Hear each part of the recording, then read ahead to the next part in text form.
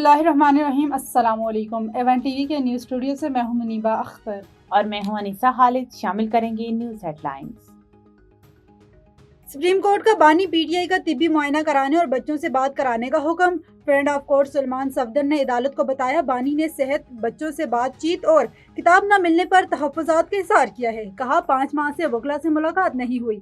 हमें 2 रिपोर्ट्स मिली हैं जिसके मुताबिक बानी को मुनासिब जगह और सहूलियात मुयस्सर है। एक मामला सेहत से मुतालिक है जिस पर तशवीश का इजहार है। इस पर हुकूमत क्या कर सकती है? चीफ जस्टिस का इस्तफसार, हम तिब्बी माहिरीन के जरिए दोबारा मुआयना करा देंगे। अटॉर्नी जनरल का जवाब। चीफ जस्टिस ने कहा, हुकूमत अच्छे मूड में लग रही है तो बच्चों से बातचीत का मामला भी देख ले।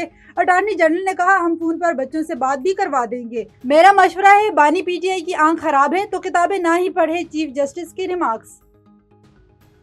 तोशाखाना फौजदारी ट्रायल के खिलाफ बानी पीटीआई की दरख्वास्त पर फैसला महफूज। तोशाखाना में ट्रायल कोर्ट ने फैसला दे दिया था, अब इस फैसले के खिलाफ अपील भी हाई कोर्ट में जेर समाअत है।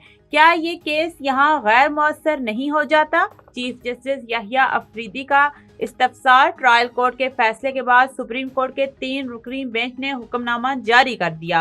अदालत चाहे तो क्लॉक रिवर्स करके ट्रायल गैर कानूनी करार दे सकती है। बानी पीटीआई के वकील लतीफ खोसा का जवाब, अदालत का साबिक ऑर्डर देकर मुनासिब हुक्मनामा जारी करें। हम नहीं चाहते कि हाई कोर्ट में जेर समाअत फ्रीकेन का केस खराब हो।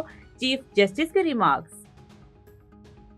बांग्लादेश में अवाम की अदालत लग गई। जेनजी इनकलाब के बाद पहले आम इंतखाबात, पोलिंग स्टेशन पर वोटर्स की लंबी कतारें। 52 जमातें और 1981 उम्मीदवार मैदान में।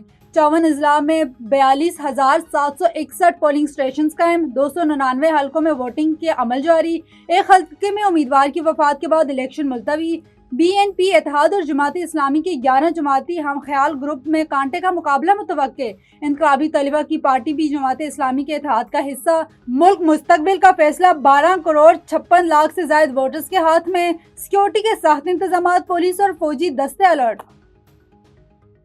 बांग्लादेश नेशनल पार्टी के सरबराह तारिक रहमान ने अपना वोट कास्ट कर लिया। जमात इस्लामी के अमीर शफीकुर रहमान ने भी हक के राय दही का इस्तेमाल किया। कहा, इलेक्शन ट्रेनिंग पॉइंट्स गुज़िश्ता 3 इंतखाबात के दौरान जेल में रहा।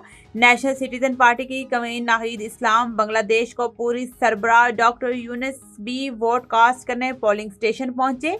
आम इंतखाबात और कौमी रेफरेंडम एक साथ। अरकान असम्बली के चिराग के साथ साथ वोटर्स जुलाई चार्टर पर भी वोट दे रहे हैं। जुलाई नेशनल चार्टर में 32 जमातों ने आईनी इस्लाहात का मुश्तरका एजेंडा पेश किया था। रेफरेंडम के नताइज हक में आने की सूरत में बड़े पैमाने पर आईनी तरामीम होगी। और बांग्लादेश इलेक्शन में जेनजी का फैसला कुन किरदार। 44% नौजवान वोटर्स 500 पलटने के लिए पुरअज़्म। दिल्ली नहीं, ढाका। करप्शन का खात्मा, रोजगार की फराहमी और इजहार राय की आज़ादी के अहम मुतालबात। 3 करोड़ से ज्यादा नौजवान वोटर्स को आम इंतखाबात से बड़ी तवक्कुआत। इलेक्शन को जमहूरियत की ईद करार दे दिया।